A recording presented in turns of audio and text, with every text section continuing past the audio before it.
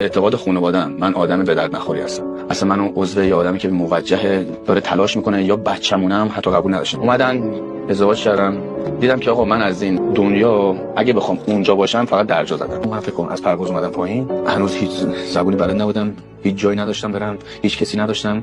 اومدم پیاده، اولین باشگاه که دیدم عکسای بدنسازی زده، رفتم داخل، گفتم من مربیام، بیام اینجا وایسم. من فکر کنم رفتم یه پتو ارتشی خریدم با یه بالشتای از این، کلا فکر کنم بالش نیست، کاغذه. یه روز کف زمین می‌خوابیدم، یه روز رو صندلی مدیریت باشگاه تو دفتر می‌خوام. ساعت 6 بعد باشگاه رو باز می‌کردم تا ساعت 12 شب. باشگاه رو تکمیل شسته رفته اونجا می‌ذاشتم که حاضر باشه برای فردا صبح. گفتم آقا زنم باید بیارم.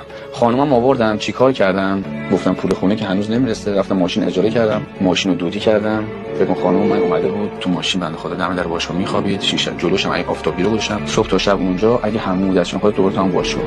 بعد چند وقت تو ماشین بچه‌م به دنیا خودی نمیشه.